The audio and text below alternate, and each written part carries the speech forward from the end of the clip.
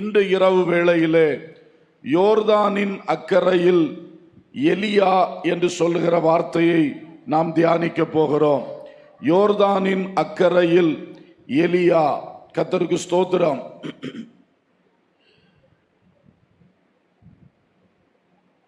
ரெண்டு ராஜாக்கள் 2வது அதிகாரம் 1ஆம் வசனத்தையும் அதனுடைய 7, 8 ஆகிய வசனங்களையும் 11ஆம் வசனத்தையும் நான் வாசிக்கிறேன், தயவாய் கவனியுங்கள்.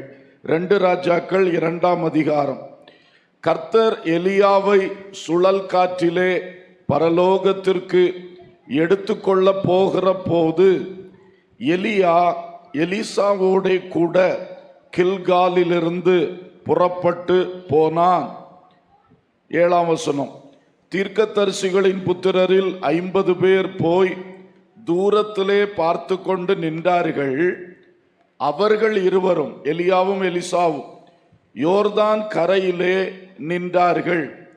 அப்பொழுது எலியா தன் சால்வையை எடுத்து முறுக்கி தண்ணீரை அடித்தான்.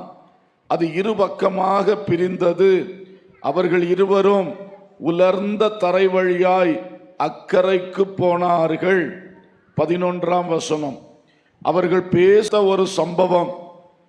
எலியா தீர்க்கதரிசி மிக அற்புதகரமாக பரலோகத்திற்கு உயிரோடே, மரணத்தை காணாமலே உயிரோடே எடுத்து கொள்ளப்பட்டார், ஏறி போனார். அல்லேலூயா, கர்த்தருக்கு ஸ்தோத்திரம்.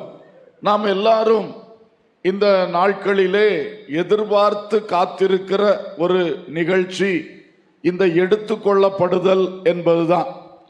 எனவே அதை குறித்து இந்த கடைசி நேர கூட்டத்திலே உங்களோடு நான் பேசும்படியாய் விரும்புகிறேன். நாம் எல்லாரும் இயேசுவை சந்திக்க ஆயத்தமாய் கொண்டிருக்கிறோம். இயேசுவை எப்பொழுது சந்திப்போம்? அவர் ஆகாயத்தில் வரும்பொழுதுதான் அவரை நாம் சந்திப்போம். அப்பொழுது கிறிஸ்துவுக்குள் மரித்தோர் உயிரோடு எழும்புவார்கள் என்றும், அந்த நேரத்தில் உயிரோடு இருக்கிறவர்கள் எடுத்துக்கொள்ளப்படுவார்கள். எலியா எப்படி உயிரோடு எடுத்துக்கொள்ளப்பட்டாரோ அதே போல எடுத்துக்கொள்ளப்படுவார்கள் என்றும் சொல்லப்பட்டிருக்கிறது. ஆகவே அன்பர்களே, அந்த எடுத்துக்கொள்ளப்படுதல் என்பதை பற்றின சில வேத சத்தியங்களை நாம் கருத்தாய் கவனிப்போமாக. அல்லேலூயா. இந்த எடுத்துக்கொள்ளப்படுதல் என்கிற வார்த்தை ஹெர்பேசோ என்கிற ஒரு கிரேக்க வார்த்தையால் புதிய ஏற்பாட்டிலே எழுதப்பட்டிருக்கிறது. பல காரியங்களுக்கு எடுக்கிறது உண்டு, ஆனால் இந்த வார்த்தை இந்த குறிப்பிட்ட எடுத்துக்கொள்ளப்படுதலை காண்பிக்கிறதா இருக்கிறது. ஆகவே அதன் அடிப்படையில் நாம் பார்க்கும் பொழுது வேதாகமத்தில் இந்த வார்த்தை ஹெர்பேசோ என்பது முக்கியமாக 1 தெசலோனிக்கேயர் 4வது அதிகாரம் 17ஆம் வசனத்திலே குறிப்பிடப்பட்டிருக்கின்றது. அங்கு சொல்லப்பட்டிருக்கிறது 16, 17 வசனங்கள். ஏனெனில் கர்த்தர் தாமே ஆரவாரத்தோடும் பிரதான தூதனுடைய சத்தத்தோடும் தேவ எக்காலத்தோடும் வானத்திலிருந்து இறங்கி வருவார். அப்பொழுது கிறிஸ்துவுக்குள் மரித்தவர்கள் முதலாவது எழுந்திருப்பார்கள். பின்பு உயிரோடு இருக்கும் நாமும் கர்த்தருக்கு எதிர்கொண்டு போக மேகங்கள் மேல் அவர்களோடே கூட ஆகாயத்தில் எடுத்துக்கொள்ளப்பட்டு இவ்விதமாய் எப்பொழுதும் கர்த்தருடனே கூட இருப்போம். இந்த எடுத்துக்கொள்ளப்பட்டு என்கிற வார்த்தை தான் நான் இன்றைக்கு உங்களுக்கு சொல்லுகிறதும் நாம் சீக்கிரம் அனுபவிக்க போகிறதுமான அந்த நிகழ்ச்சியை குறிக்கிறது. அதுக்கு அந்த கிரேக்க வார்த்தை ஹெர்பேசோ என்பது பயன்படுத்தப்பட்டிருக்கிறது. இந்த வார்த்தையினுடைய அர்த்தம் என்னவென்றால் டு ஸ்நாட்ச் அவே, பிடுங்கிக் கொண்டு போகிறது என்பது, பிடுங்கிக் கொண்டு போகிறது. இன்னொரு அர்த்தம் வில் பி காட் அப், மேலே எடுத்துக்கொள்ளப்படுகிறது என்கிற அர்த்தங்களை உடையதாக இருக்கிறது. அப்போ ஒன்றை பிடுங்கி கொண்டு போகிறது. இப்போ இயேசு கிறிஸ்து வந்து நம்மை தம்மோடு சேர்த்து கொள்வது தான் இந்த எடுத்துக்கொள்ளப்படுதல். அப்போ நம்மை என்ன செய்கிறாரா? அந்த பூமியிலிருந்து பிடுங்கி கொண்டு போகிறார், எடுத்து கொண்டு போகிறார். கர்த்தருக்கு ஸ்தோத்திரம். அந்தி கிறிஸ்துவின் கையில் சிக்காதபடி, உபத்திரவத்தில் சிக்காதபடி நம்மை அப்படியே எடுத்து கொண்டு போகிறார். எடுத்து எங்க கொண்டு வைக்கிறார்? காட் அப், மேலே எடுத்துட்டு போறார், ஆகாயத்தில் கொண்டு செல்கிறார். இந்த அர்த்தங்களை உடைய இந்த வார்த்தை தான் இந்த எடுத்துக்கொள்ளப்படுதல் என்கிற 1 தெசலோனிக்கேயர்ல சொல்லி இருக்கிற விஷயத்தை காட்டுகிறது. அப்போ ஆண்டவர் வருவார், நம்மை he will snatch us away, இந்த உலகத்துக்குள்ள இருந்து அப்படியே பிடுங்கி எடுத்துட்டு போயிடுவார், பிடித்து எடுத்துக்கொண்டு போய்விடுவார். அது நம்முடைய நன்மைக்காக, அந்தி கிறிஸ்துவின் ஆட்சிக்கு உட்படாமல் இருக்கிறதற்காக நம்மை எடுத்துக்கொண்டு செல்லுவார். நம்மை இங்க எடுத்து இன்னொரு கிரகத்துல கொண்டு வைக்கிறதுக்கு இல்ல, இன்னொரு இடத்துல கொண்டு வைக்கிறதுக்கு இல்ல, உயரே எடுத்துக்கொள்ளுவார். அல்லேலூயா, அவரிடத்திலேயே எடுத்துக்கொள்ளுவார். இதுதான் இந்த எடுத்துக்கொள்ளப்படுதல் என்று இங்கே சொல்லி இருக்கிற வார்த்தையினுடைய அர்த்தமாக இருக்கிறது. அடுத்தது, வேதாகமத்தில் இத்தகைய நிகழ்வுகளை குறித்தும் உங்களுக்கு சொல்ல விரும்புகிறேன். முதலாவது, முதல் மனிதனாகிய ஆதாமுக்கு 7ஆம் தலைமுறையாய் வாழ்ந்த ஏனோக்கு என்ற ஒரு பக்தன் இதே போல மரணத்தை காணாதபடி அவன் பரலோக ராஜ்யத்திற்கு எடுத்து கொள்ளப்பட்டிருக்கிறான். அல்லேலூயா. ஆதியாகம புஸ்தகம் 5ஆம் அதிகாரம் 24ஆம் வசனத்தில் அது இருக்கிறது. ஏனோக்கு தேவனோடே சஞ்சரித்து கொண்டிருக்கையில் காணப்படாமற் போனான், தேவன் அவனை எடுத்து கொண்டார். அல்லேலூயா. அப்போ ஒரு மனிதன் அந்த முதலாம் ஆதாமிலிருந்து 7ஆம் தலைமுறை அந்த காலத்திலேயே இப்படி ஒரு சம்பவம் நடந்திருக்கிறது. திடீரென்று ஏனோக்கை காணவில்லை. அவன் ஒரு குடும்பஸ்தன், மனைவி பிள்ளைகள் உண்டு. அவனுடைய வாழ்க்கையிலே அவன் காணப்படாமல் போன பொழுது எல்லாரும் தேடினார்கள். தேடி தேடி கடைசியிலே அவர்களுக்கு ஒரு தெளிவு கிடைத்தது, இவனை கர்த்தர் எடுத்து கொண்டு போனார். அல்லேலூயா, அல்லேலூயா. கர்த்தர் ஒரு மனிதனை உயிரோடே எடுத்து கொண்டு போனார். அது காரணமும் எழுதியிருக்கிறது. அவன் வாழ்ந்த காலம் 365 ஆண்டுகள். அதிலே அவன் பாருங்கள் 300 ஆண்டுகள் தேவனோடு சஞ்சரித்து கொண்டிருந்தான். அல்லேலூயா. அவன் 300 ஆண்டுகள் தேவனோடு சஞ்சரித்தான். பூமியில வாழ்ந்தான், ஆனால் கர்த்தரோடு நடந்தான். அல்லேலூயா. அவன் குடும்பஸ்தன், குடும்பத்தை நடத்தி கொண்டே கர்த்தரோடு வாழ்ந்தான், பிள்ளைகளை வளர்த்தி கொண்டே கர்த்தரோடு வாழ்ந்தான். அதே மாதிரிதான் இன்னைக்கு நம்ம கிட்டையும் ஆண்டவர் எதிர்பார்க்கின்றார். ஒரு அல்லேலூயா சொல்லுவோம். நாம் குடும்ப வாழ்க்கை வாழும் போதே, நாம் இந்த உலகத்தில் ஆண்டவர் தந்த பணிகளை செய்யும் போதே, நமக்கு இருக்கிற கடமைகளை நிறைவேற்றும் போதே நாம் தேவனோடு நடக்க பழக வேண்டும். அல்லேலூயா. தேவனோடு பழகி பழகி இருந்த ஏனோக்கை தேவன் மரணத்தை காணாதபடி எடுத்துக்கொண்டார். 2வது சம்பவம் நாம் இப்பொழுது தியானிக்கிற எலியா எடுத்துக்கொள்ளப்பட்ட சம்பவம். 2 ராஜாக்கள் 2ஆம் அதிகாரத்திலே அது காணப்படுகிறது. ஏற்கனவே அதை வாசித்தேன். அப்ப எலியாவை எடுத்துக்கொண்டார், அதே போல மரணத்தை காணாமலே எடுத்துக்கொண்டார். கர்த்தருக்கு ஸ்தோத்திரம். 3வது நடக்க போகிறது, இயேசு கிறிஸ்து எடுத்துக்கொள்ளப்பட்டார்னு ஒரு வார்த்தை இருக்கு. அப்போஸ்தலர் 1:9. இவைகளை அவர் சொன்ன பின்பு அவர்கள் பார்த்து கொண்டிருக்கையில் உயர எடுத்துக்கொள்ளப்பட்டார். அவர்கள் கண்களுக்கு மறைவாக ஒரு மேகம் அவரை எடுத்துக்கொண்டது. அல்லேலூயா. இங்கே எப்பார்த்தி என்று இன்னொரு கிரேக்க வார்த்தை கொடுக்கப்பட்டிருக்கிறது. He was taken up, அவர் மேலே எடுத்துக்கொள்ளப்பட்டார் என்று. கொஞ்சம் வித்தியாசமாக இருக்கிறது. ஏனென்றால் இயேசு கிறிஸ்து மரித்து உயிர்த்து அவர் அந்த மகிமையின் சரீரத்தோடு 40 நாட்கள் பூமியிலே பரிசுத்தவான்களுக்கு அவர் தரிசனம் கொடுத்து, அதுக்கு பிறகு சீஷர்களுடைய கண்கள் காண பரம் ஏறி சென்றார். அல்லேலூயா. அது கொஞ்சம் டிஃபரண்ட். இவர்கள் இருவரும் உயிரோடு இருக்கும் போதே மரணத்தை காணாமல் அப்படியே உயிரோடு போனவர்கள் ஏனோக்கும் எலியாவும். இயேசு கிறிஸ்து உலகத்தில் வந்து மரித்து உயிர்த்தெழுந்து அதுக்கு பிறகு எடுத்துக்கொள்ளப்பட்டார். ஆகவே இந்த எடுத்துக்கொள்ளப்படுதல் என்கிற நான் இன்றைக்கு பேசுகிற விஷயத்திலே ஏனோக்கு, இரண்டாவது எலியா, மூன்றாவது 1 தெசலோனிக்கேயர் 4ஆம் அதிகாரம் 16-17 வசனங்களில் சொல்லப்பட்டிருக்கிற நம்முடைய எடுத்துக்கொள்ளப்படுதல். அல்லேலூயா. இந்த 3 சம்பவங்கள் சொல்லப்பட்டிருக்கிறது. இந்த 3ஐயும் ஒரு ஒப்பீடு நாம் செய்து பார்ப்போமே ஆனால், ஏனோக்கு அவன் பாருங்கள், அவன் எடுத்துக்கொள்ளப்படும் போது கூட யாருமே இல்லை, காணப்படாம போனான்னு சொல்லியிருக்கு. அப்போ அவன் எடுத்துக்கொள்ளப்பட்டதை கண்டவர்கள் ஒருத்தரும் இல்லை, அப்படி எடுத்துக்கொள்ளப்பட்டான். எலியா எடுத்துக்கொள்ளப்படும் போது ஒரு சாட்சி கூட இருந்தது. எலிசா பக்கத்திலே நின்றார்.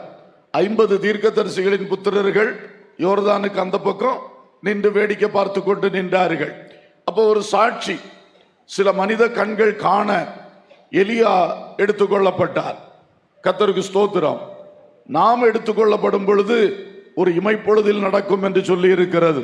ஒரு கண்களும் காண முடியாத ஒரு இமைப்பொழுதில் நடக்கும். அல்லேலூயா. ஏனோக்கு என்கிற ஒரு மனிதன், எலியா என்கிற ஒரு மனிதன், ஆனால் இனி நடக்க போற எடுத்துக்கொள்ளப்படுதில்லை, ஒரு கூட்டம் மனிதர்கள். அல்லேலூயா.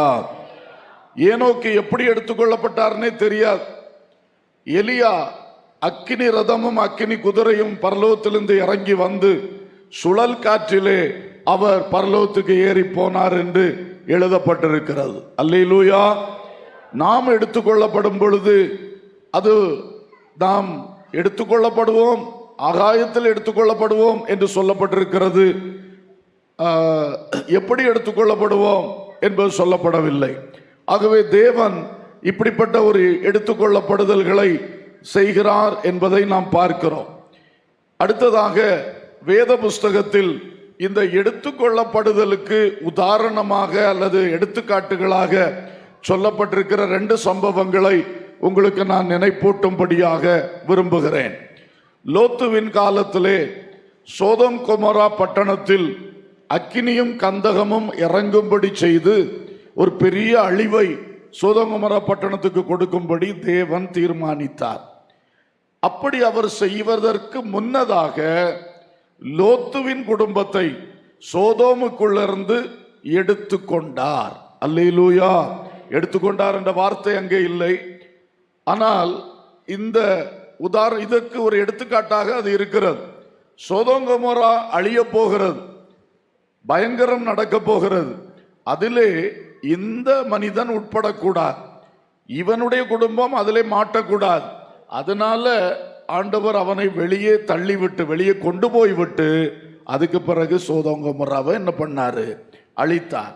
அப்ப அதுவும் இந்த மாதிரி ஒரு அனுபவம் தான். ஒரு அழிவு, ஒரு தண்டனை, ஒரு உபத்திரவம், பயங்கரமான ஒரு காரியம் நடக்கும் முன்னதாக தன்னுடையவர்களை அவர் காப்பாற்றுகிறார். ஸ்நாட்ச் தம் அவே, அவர்களை பிடித்து வெளியே எடுக்கிறார். பிடுங்கி எடுத்தது போல அவர்களை எடுத்து காப்பாற்றி விட்டு பாதுகாப்பான இடத்துல வச்சுட்டு அதுக்கு பிறகு அந்த அழிவை அவர் அனுமதிக்கிறார் என்பதை பார்க்கிறோம். அதே மாதிரி இயேசு கிறிஸ்து ஒரு காரியத்தை ஒப்பிட்டு சொன்னார். நோவாவின் காலத்தில் எப்படி நடந்ததோ அப்படியே மனுஷகுமாரன் வரும் காலத்திலும் நடக்கும். மத்தேயு 24:37 ஆண்டவர் சொன்னார். எப்படி எனில், ஜலப்பிரளயத்துக்கு முன்னான காலத்திலே நோவா பேழைக்குள் பிரவேசிக்கும் நாள் வரைக்கும் ஜனங்கள் புசித்தும் குடித்தும் பெண் கொண்டும் பெண் கொடுத்தும் ஜலப்பிரளயம் வந்து அனைவரையும் வாரிக்கொண்டு போக மட்டும் உணராதிருந்தார்கள். அப்படியே மனுஷகுமாரன் வரும் காலத்திலும் நடக்கும். அல்லேலூயா. அங்கேயும் நம்ம பார்க்கிறோம், ஒரு பயங்கர ஜலத்தினால் உண்டாகிற அழிவு, முழு பூமிக்கும் அழிவு. அந்த ஜலத்திலே, ஜலப்பிரளயத்திலே இந்த நோவா மாண்டு போகக்கூடாது. அவன் நீதிமான், அவன் சன்மார்க்கன், அவன் தேவனுக்கு பயப்பட்டு வாழ்கிறவன். அப்போ எல்லாருக்கும் கொடுக்கிற தண்டனை இந்த நீதிமானுக்கு வரக்கூடாது என்று கர்த்தர் தீர்மானித்தார். அதனால அவனை கொண்டே ஒரு பேழையை செய்ய சொல்லி, அவனை உள்ளே போக சொல்லி, அவனுடைய அழைப்புக்கு கீழ்ப்படிந்து அவனுடைய குடும்பத்தையும் உள்ளே போக சொல்லி, பேழையின் கதவை அடைத்து பேழைக்குள்ளே இவங்களை பத்திரப்படுத்திட்டு அதுக்கு பிறகு மழையை அனுப்பினார். அல்லேலூயா. ஜலப்பிரளயத்தை அனுப்பினார். அப்ப அங்கேயும் இதே சம்பவம் நடக்கு. தேவனுடைய ஜனம் அழிந்து போகக்கூடாது, அவர்கள் மற்றவர்களுக்கு வருகிற உபத்திரவத்தில் அகப்படக்கூடாது, அவர் பாதுகாக்கப்படணும். அதுக்கு தான் அவர் அந்த பேழைக்குள்ள அவங்களை எடுத்து பத்திரப்படுத்திட்டு அதுக்கு பிறகு ஜலப்பிரளயத்தை பூமியிலே வரவிட்டார். அதைத்தான் இயேசு சொன்னார், அதே போல மனுஷகுமாரன் வரும் காலத்திலும் நடக்கும். அல்லேலூயா. மனுஷகுமாரன் சொல்றது இயேசு கிறிஸ்து. அவர் ஆகாயத்தில் வரும் பொழுதும் இது போலதான் நடக்கும். அடுத்து ஒரு அந்தி கிறிஸ்துவின் உபத்திரம் ஒன்று வரப்போகுது. அந்த ஜலப்பிரளயம் வருவதற்கு முன்னதாக நோவா எப்படி பேழையிலே பிரவேசித்தானோ அதே மாதிரி நான் உங்களை என்னிடமாய் ஆகாயத்தில் எடுத்துக்கொள்ளுவேன். அல்லேலூயா. அப்ப இதுதான் அந்த காரியம். ஆனால் அதுல இன்னொரு வார்த்தை சொன்னாரு, இப்படியெல்லாம் தெரிந்திருந்தோம் நோவா காலத்துல எப்படி மக்கள் உணர்வில்லாதவர்களா இருந்தார்களோ அதே போலத்தான் இயேசு கிறிஸ்து வருங்காலத்திலும் ஜனங்கள் உணர்வு இல்லாதவர்களாய் காணப்படுவார்கள். ஆமென். தேவ மக்கள் இதை புரிந்து கொள்ளணும். அன்றைக்கு நோவா காலத்திலே பேழை எல்லாருடைய கண்களுக்கு முன்னதாக கட்டப்பட்டது. எல்லாரும் வந்து வேடிக்கை பார்த்திருப்பாங்க, என்ன நடக்குது உலகத்துல, இதுவரைக்கும் நடக்காத ஒரு பெரிய ஒரு கட்டடம் மாதிரி ஒன்று கட்டுகிறாங்களே, எல்லாம் கண்டிப்பா வந்து வேடிக்கை பார்த்திருப்பாங்க.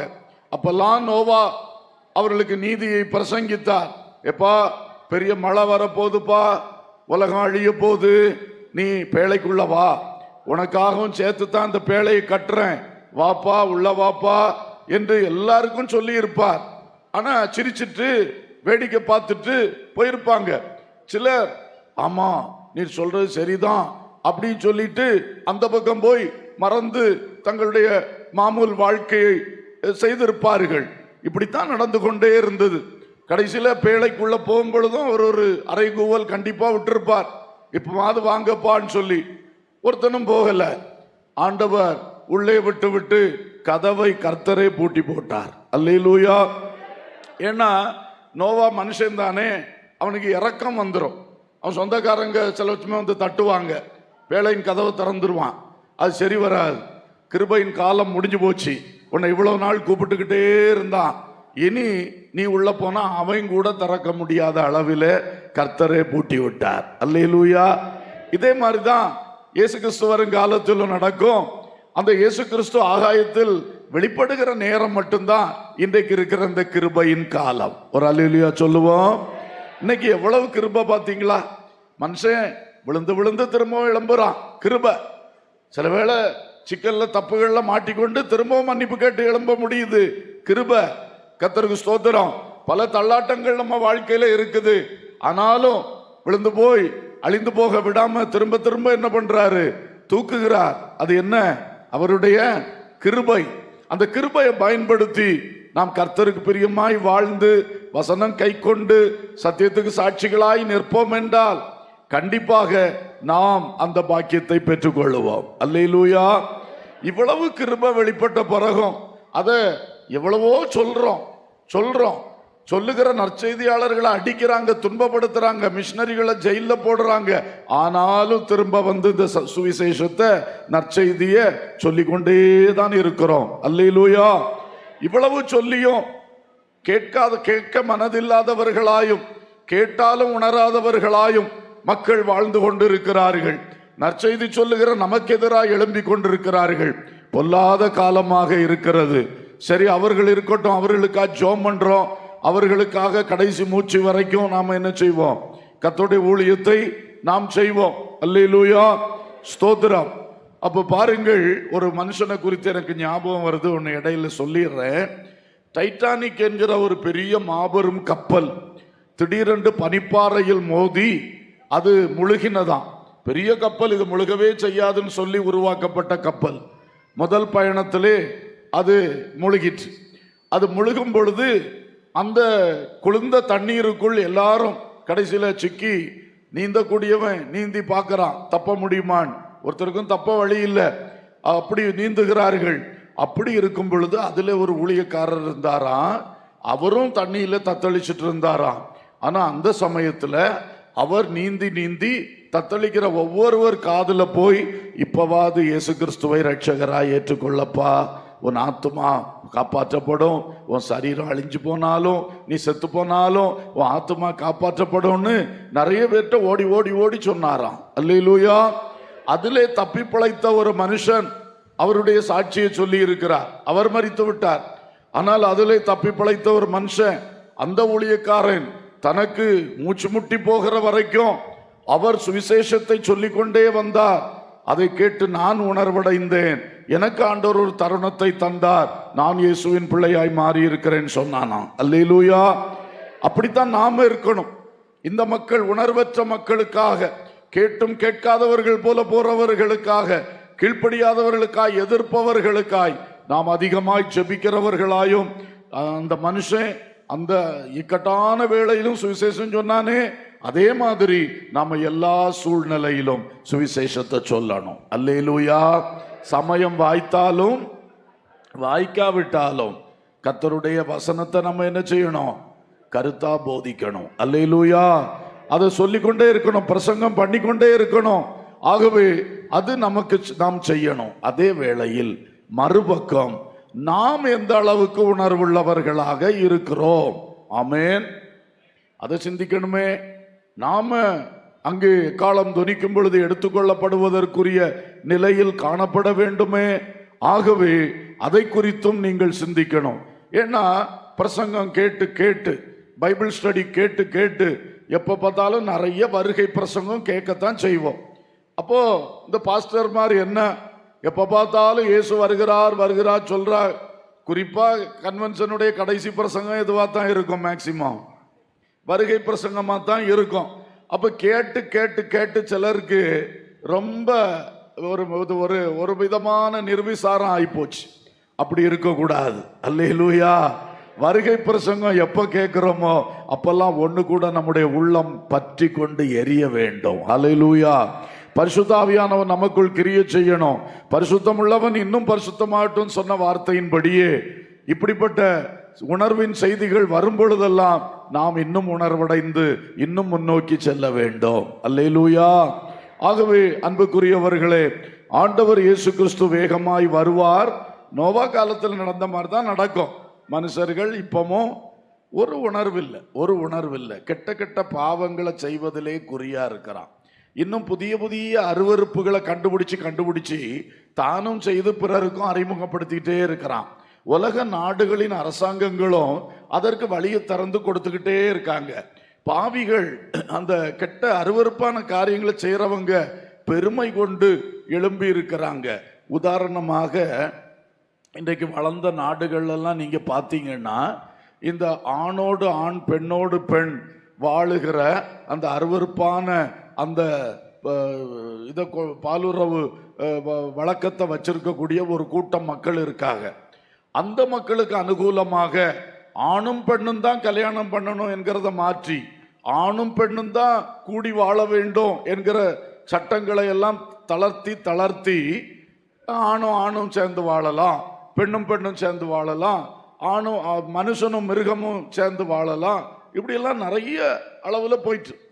ஒருவர் சொன்னார், கனடா தேசத்திலே பாலினம் செலக்ட் பண்றது, நமக்கு பொதுவாக பாலினம் செலக்ட் பண்றது ஆண் பெண், அப்புறம் என்னது மாற்று பாலினமா இன்னொன்று மூன்றாம் பாலினம் இன்னொன்று சொல்லுவாங்க, மூன்றாம் பாலினம். இவ்வளவுதான் இந்தியாவில் இருக்கு. ஆனால் பாருங்க, கனடாவில் கிட்டத்தட்ட 18 பாலினங்கள் இருக்கிறதா. அவங்க சிலதெல்லாம் சொன்னாங்க, நமக்கு ஒன்றும் மண்டையில் ஏறவே இல்லை. அவங்க சொல்றாங்க, எந்த மனுஷனும் எந்த நேரத்திலையும் தன் சரீரத்தில் சில உருமாற்றங்களை செஞ்சுக்கிடுவானாம். மெடிக்கல்ல போய் உருமாற்றங்களை செஞ்சுட்டு அந்த கவர்மெண்ட்ல அப்ளை பண்ணி நான் இன்று முதல் இந்த பாலினம் அப்படி செலக்ட் பண்ணுவானாம். அப்படி 18 இருக்குதான். அது பார்த்தா விரூபமா இருக்கும், மனுஷனா மிருகமான்னு தெரியாத அளவில் கூட சில விஷயங்கள் இருக்குன்னு ஒருத்தர் சொன்னார். என்ன பயங்கரம்! அமெரிக்கா தேசமும் அப்படித்தான் போயிட்டு இருந்தது. அதுக்கு பின்னால இப்போ உள்ள அதிபர் வந்து திடீர்னு முதல் கையெழுத்து என்ன போட்டுட்டாரு? 2 பாலினம் தான், ஆணும் பெண்ணும் தான் போட்டுட்டார். அல்லேலூயா, கர்த்தருக்கு ஸ்தோத்திரம்.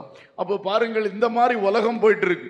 இவங்க என்ன பண்றாங்கன்னா, இந்த கூட்டத்தார் எல்லாரும் வந்து சேர்ந்து, இந்த தாறுமாறான உறவு கூட்டத்தார் இவங்க அத்தனை பேரும் சேர்ந்து பிரைட் மார்ச் அப்படின்னு ஒன்று செய்யறாங்க.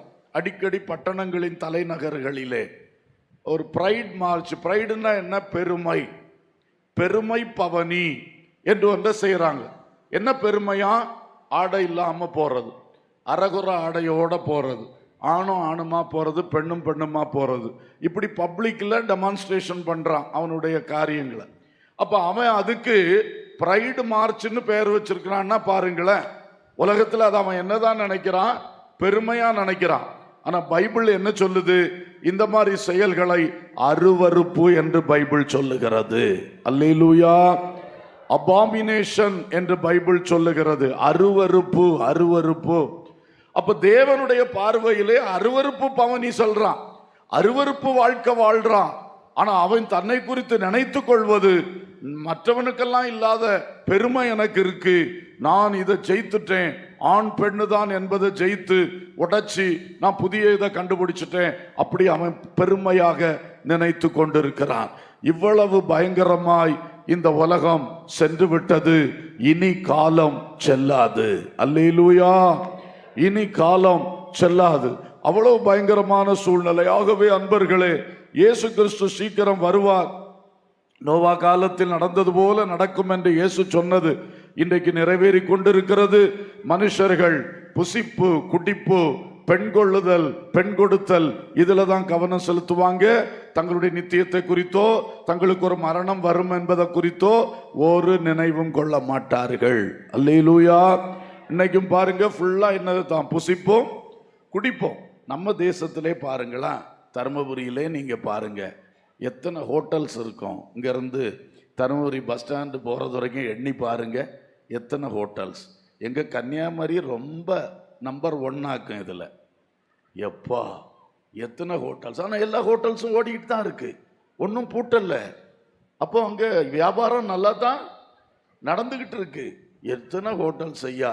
அதுக்கு மேலே இந்த வண்டி தள்ளிட்டு வந்த அந்த ஹோட்டல்ஸ் வேற, பானிபூரி அது இதுன்னு அது ஒரு பக்கம்.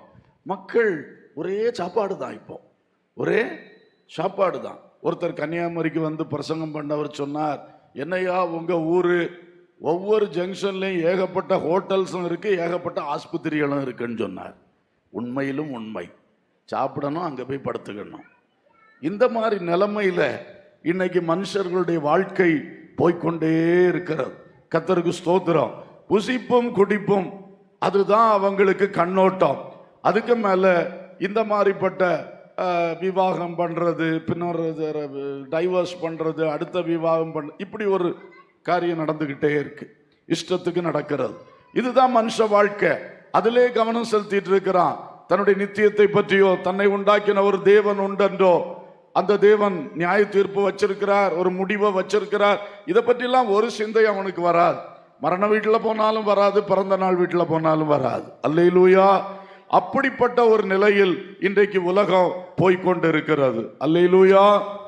நோவா காலத்தின் சம்பவம் போ நடந்திடும் அந்த நாட்களிலே, நோவா காலத்து சம்பவம் போல் நடந்திடும் அந்த நாட்களிலே, பூசித்தும் குடித்தும் பெண் கொண்டும் பலர் அசந்து வெறி தீருமார்.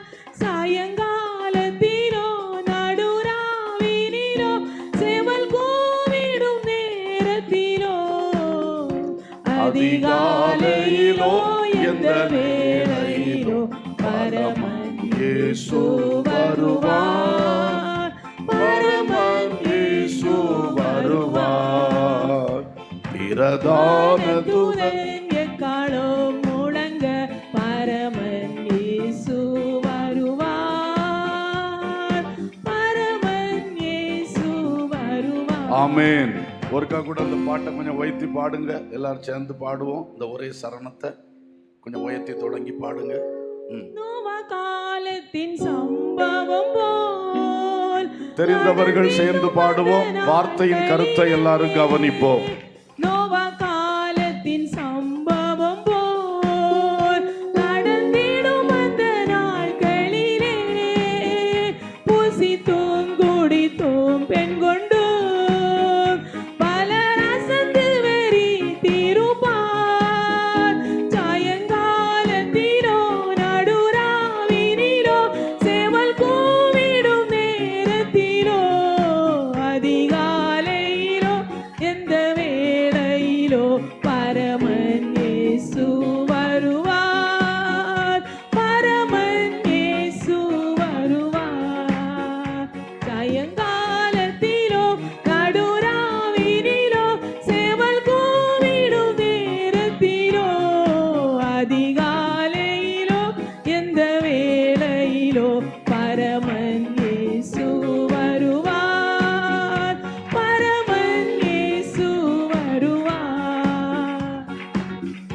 அல்லேலூயா.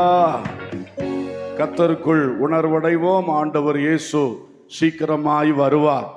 பாடினோம். சாயங்காலத்திலும் வரலாம், அப்புறம் நடுராத்திரியும் வரலாம், சேவல் கூவுற வேளையிலும் வரலாம்.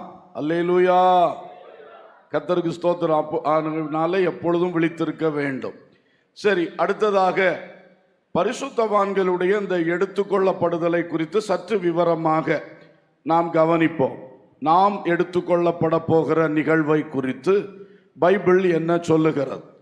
ஒன்று, இது எப்படி நடைபெறும் என்பதை கவனிப்போம். இப்போ எடுத்துக்கொள்ளப்படுதல் சொல்றாங்களே, இது எப்படி நடக்கும், அதுல என்ன நடக்கும் அப்படி சொல்ற காரியத்தை முதல்ல நம்ம ஒரு சில வார்த்தைகள் பார்ப்போம். 1 தெசலோனிக்கேயர் 4ஆம் அதிகாரம் 16-17 வசனங்கள்ல தான் இது ரொம்ப கிளியரா தெளிவா பவுல் மூலமாக ஆவியானவர் எழுதி வைத்திருக்கிறார். அல்லேலூயா.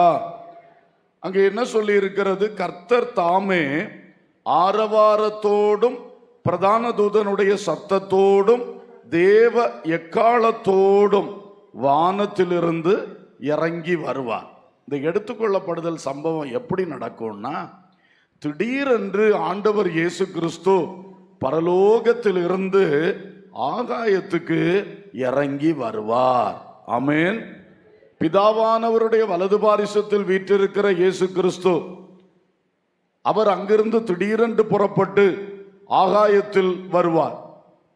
இயேசு சொன்னார், எப்பொழுது நான் வருவேன் என்கிறது எனக்கே தெரியாது, பிதாவானவர் ஒருவருக்கு தான் தெரியும். அப்ப பிதாவானவர் சொன்ன உடனே இயேசு வருவார். அவர் ஆகாயத்துக்கு வருவார். பூமிக்கு வரமாட்டார். எங்க வருவார்? பூமிக்கு வரமாட்டார். எங்க வருவார்? ஆகாயத்தில் வருவார். அதான் சொல்லி இருக்கு, அவர் இறங்கி வருவார். அவர் இறங்கி வரும்பொழுது 3 காரியம் சொல்லி இருக்கு. ஆரவாரத்தோடும் பிரதான தூதனுடைய சத்தத்தோடும் தேவ எக்காலத்தோடும் வானத்திலிருந்து இறங்கி வருவார். ஆரவாரம், இதற்கு வேத ஆராய்ச்சியாளர்கள் ஆராய்ச்சி பண்ணி சொல்லுகிறார்கள், ஆரவாரம் என்பது பூமியில் மனுஷ காதுகளுக்கு கேட்கக்கூடிய ஆரவாரமாய் நிச்சயம் இருக்க வாய்ப்பில்லை. இது தூதர்களுடைய ஏராளம் தூதர்களோடு இயேசு வருவார். அப்படி வரும்பொழுது அவருடைய செட்டையடி சத்தமாக இருக்கலாம். ஆம்பிளிஃபைட் பைபிள்ல the flapping of the wings of the angels என்று கொடுக்கப்பட்டிருக்கிறது. தூதர்களுடைய செட்டைகளை அடிக்கின்ற ஒரு சத்தமாக அது இருக்கலாம் என்று கருதப்படுகிறது. இரண்டாவதாக, பிரதான தூதனுடைய சத்தத்தோடு இயேசு வருவார். அல்லேலூயா. பிரதான தூதன் மிகாவேல், அவனுடைய சத்தத்தோடு சொல்லும்போது ஆங்கிலத்திலே the shout of the archangel என்று கொடுத்திருக்கிறது. ஷவுட், அவர் கத்துவான், ஒரு சத்தம் போடுவான், அந்த சத்தத்தோடு இயேசு இறங்கி வருகிறார் அப்படி சொல்லியிருக்கு. அதை வெளிப்படுத்தல் 12ஆம் அதிகாரத்திலே சொல்லப்பட்டிருக்கிற சம்பவத்தோடு யோவானுக்கு வெளிப்படுத்தின அந்த காட்சியோடு ஒப்பிட்டு பார்க்கும் பொழுது ஒரு காரியம் நமக்கு பிடிக்கிடைக்கும். இப்பொழுது வானமண்டலத்திலே பிசாசானவனும் அவனுடைய ஆவிகளும் நிறைத்து கொண்டு நிற்கிறது. இது வானமண்டலத்து பொல்லாத ஆவிகள், பிசாசின் ஆவிகள். அதான் அந்த வலு சர்ப்பம் பிசாஸ், அவனுடைய ஆவிகள் நிறைத்து நிற்கிறது. அப்போ கர்த்தர் இயேசு இறங்கி வரும்பொழுது இந்த தூதன் முன்னாக வந்து சத்தம் போடுறான், அதட்டுகிறான். இந்த பிசாசு கூட்டங்களை அதட்டுகிறான், சத்தம் போடுகிறான், ஷவுட் பண்ணுகிறான் என்று சொல்வது சொல்லியிருக்கு. வெளிப்படுத்தல் 12 ஒரு யுத்தம் நடக்கும்னே சொல்லியிருக்கு. வானமண்டலத்திலே ஒரு யுத்தம் நடக்கும். மிகாவேலும் அவனை சார்ந்த தூதர்களும் வலுசர்ப்பத்தின் ஆவிகளோடு யுத்தம் பண்ணுவார்கள் என்று சொல்லப்பட்டிருக்கு. அதை யோவான் பார்த்து எழுதி வச்சிருக்கிறார். யுத்தம் பண்ணி இந்த வானமண்டலத்தை நிரப்பி கொண்டிருக்கிற பொல்லாத ஆவிகளையும் அதன் தலைவனாகிய இந்த வலுசர்ப்பமாகிய பிசாசானவனையும் பூமியிலே விழும்படி தள்ளுவான். அல்லேலூயா. பூமியிலே விழும்படி தள்ளுவான். அப்ப அதுதான் அந்த வானத்திலிருந்து அவன் கீழே விழுகிறது. பூமியிலே விழுந்த உடனே அவன் அந்தி கிறிஸ்துவை அபிஷேகம் பண்ணி அந்தி கிறிஸ்துவுக்கு ஆட்சியை ஏற்படுத்தி கொடுத்து இந்த வலி சர்ப்பமோ இந்த அந்தி கிறிஸ்துவோ கள்ள தீர்க்கதரிசியும் சேர்ந்து 7 ஆண்டுகள் பூமியிலே கொடூர அரசாட்சி செய்வார்கள். அல்லேலூயா. அப்ப அந்த காரியம்தான் இங்க பவுலுக்கு வெளிப்படுத்தப்பட்ட பொழுது ஷவுட் ஆஃப் த ஆர்ச்சேஞ்சல், ஒரு பெரிய சத்தத்தோடு அங்கே இயேசு வருகிறார் என்று சொல்லி இருக்கிறது. அல்லேலூயா. ஆனால் பைபிள்ல எல்லா வசனத்தையும் சேர்த்து படிக்கும் போது இதெல்லாம் ஒரு இமைப்பொழுதில் நடப்பதாக தெரிகிறது. அல்லேலூயா. மூன்றாவதாக தேவ எக்காலத்தோடு வானத்திலிருந்து இறங்கி வருவார். ஆமென். எக்காலம் இஸ்ரவேல் ஜனங்களுடைய சரித்திரத்திலே எக்காலம் ஊதுகிறத குறித்து நாம படிக்கிறோம். யுத்தத்துக்கு புறப்படும் போது எக்காலம் ஊதுவார்கள். பாளையம் ஒரு இடத்திலிருந்து அடுத்த இடத்துக்கு புறப்படுவதற்காக, அவர்கள் பயணம் புறப்படுவதற்காக எக்காலம் ஊதுவார்கள். சபை கூட்டப்படுவதற்காக எக்காலம் ஊதுவார்கள். பலவித எக்காலங்கள் அவர்களுக்கு இருக்கிறது. அதே போல இயேசு கிறிஸ்து ஆகாயத்தில் இறங்கி வரும் பொழுது முதலாவது ஒரு யுத்தம் நடக்குதுன்னு சொன்னேன், அதற்கு எக்காலம் ஊதப்படலாம். அடுத்தது நாம் எல்லாரும் புறப்பட வேண்டும், ஆயத்தமா இருக்கிற தேவ பிள்ளைகள் புறப்படணும். மரித்து கல்லறைக்குள் சரீரம் இருக்கிறது, பரதீசில் ஆத்மா இருக்கிறது, அந்த கிறிஸ்துவுக்குள் மரித்த பரிசுத்தவான்களும் புறப்பட வேண்டும். அப்படி மரித்த கூட்டமும் உயிரோடு இருக்கிற கூட்டமும் புறப்பட்டு ஆகாயத்தில் இயேசுவை சந்திப்பதற்காக அந்த தேவ எக்காலம் ஊதப்படும். ஒரு அல்லேலூயா சொல்லுவோம். அப்போ நமக்கு எழுதப்பட்ட வசனங்களின்படி இதை நாம் அறிந்து கொள்ளுகிறோம். இப்படி இயேசு ஆரவாரத்தோடும் பிரதான தூதனுடைய சத்தத்தோடும் தேவ எக்காலத்தோடும் இறங்கி வரும்போது ஒரு இமைப்பொழுதிலே கிறிஸ்துவுக்குள் மரித்தவர்கள் முதலாவது எழுந்திருப்பார்கள். அல்லேலூயா. நாம் கிறிஸ்துவுக்குள்ளே வாழ்ந்து கொண்டிருக்கிறோம். திடீர்னு மரிச்சிட்டோம்னா நம்முடைய ஆத்மா பரதீசுக்கு போகும், நம்முடைய சரீரங்கள் கல்லறையில் வைக்கப்படும். இப்ப பல்வேறு நிலைகளில் நடத்தப்படுகிறது. எப்படியும் மண்ணோடு மண்ணா போயிடும். சில இடத்துல எலக்ட்ரிக்ல வச்சு இப்ப எரிச்சிடுறாங்க, என்னென்னமோ பண்றாங்க. என்னவும் பண்ணிட்டு போட்டோம், ஆனா அது மண்ணோடு கலந்துரும், எலமெண்ட்ஸோடு அது கலந்துரும். அதுக்கு பிறகு ஆண்டவர் அன்றைக்கு அதை கொண்டு வருவார். அல்லேலூயா. அந்த பரதீசில் இருக்கிற ஆத்துமாவுக்கு ஒரு மகிமையின் சரீரத்தை கொடுத்து இயேசுவோடு ஆகாயத்தில் வந்து நிற்கும்படி செய்வார். ஒரு இமைப்பொழுதில் அதை செய்வார். அல்லேலூயா. அப்படி கிறிஸ்துவுக்குள் மரித்தவர்கள் முதலாவது எழுந்து இயேசு கிறிஸ்துவை ஆகாயத்திலே சந்திக்கிற வேளையிலே பின்பு உயிரோடு இருக்கும் நாமும் கர்த்தருக்கு எதிர்கொண்டு போக மேகங்கள் மேல் அவர்களோட கூட, அந்த முதலாவது உயிர்த்தெழும்புற கூட்டத்தோடு கூட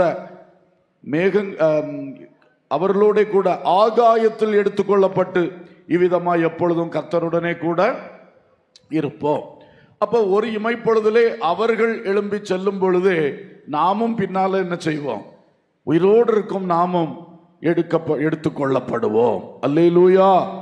அந்த நேரத்தில் உலகத்தில் ஒரு பாதி பகலா இருக்கும், ஒரு பாதி என்னவா இருக்கும்?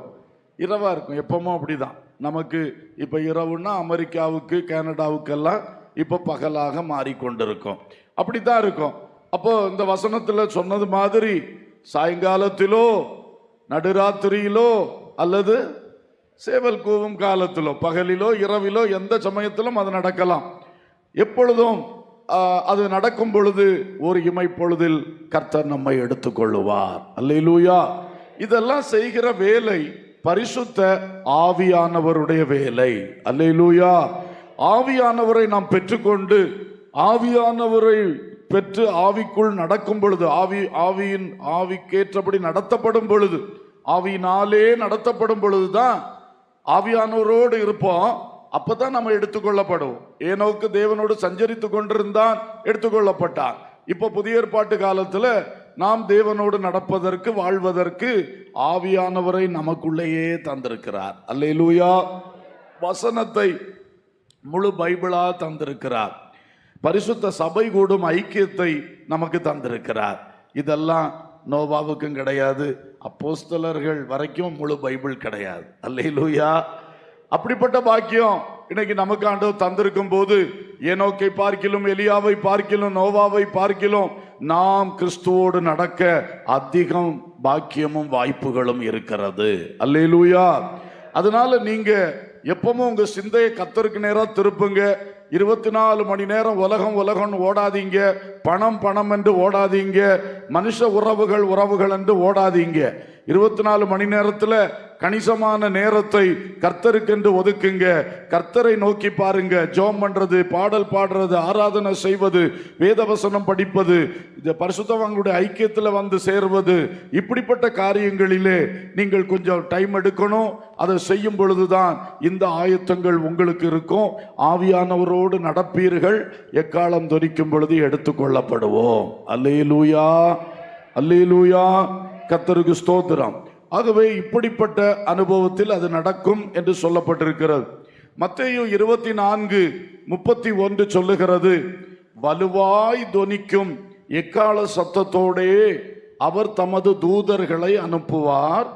அவர்கள் அவரால் தெரிந்து கொள்ளப்பட்டவர்களை வானத்தின் ஒரு முனை முதற்கொண்டு மறுமுனை மட்டும் 4 திசைகளிலும் இருந்து கூட்டி சேர்ப்பார்கள். அல்லேலூயா. ஆவியானவருடைய பொறுப்பு. ஆவியானவர் இப்பொழுதும் பூமியில தான் இருக்கிறார். அவருடைய பொறுப்பு இந்த மணவாட்டியை, எடுத்துக்கொள்ளப்படுகிற தேவ பிள்ளைகளை கரெக்டா கொண்டு சேர்ப்பது. ஆனால் யாரை கொண்டு செய்கிறார்? தூதர்களை கொண்டு செய்கிறார். தூதர்கள் ஒரு இமைப்பொழுதில் எல்லா இடத்திலும் இருக்கிற எடுத்துக்கொள்ளப்பட வேண்டியவர்களை என்ன செய்கிறார்கள்? சேர்க்கிறார்கள் என்று சொல்லப்பட்டிருக்கிறது. அல்லேலூயா. எப்படி சோதோம் கொமோராவுக்குள்ள இருந்த லோத்துவையும் அவனுடைய மனைவியையும் 2 பிள்ளைகளையும் தூதர்கள் கையப்பிடித்து இழுத்து துரிதப்படுத்தி அந்த ஆபத்திலிருந்து வெளியே கொண்டு வந்தார்களோ, அப்படியே தூதர்கள் அவர்கள் இந்த பணிவிடையை ஒரு இமைப்பொழுதில் வெற்றியாய் செய்து முடிப்பார்கள். அல்லேலூயா, ஸ்தோத்திரம். ஆகவே இந்த ஒரு அனுபவத்தில் இந்த எடுத்துக்கொள்ளப்படுதல் இருக்கும். அதை நாம அனுபவிக்க போகிறோம். அதை குறித்த சிந்தனைகள் அடிக்கடி நமக்கு வரணும். அல்லேலூயா. எனக்கு ஒருவரை தெரியும். அவர் ரொம்ப வருஷங்களா ஒரு மூத்த விசுவாசியாக இருக்கிறார். ரொம்ப வயசு.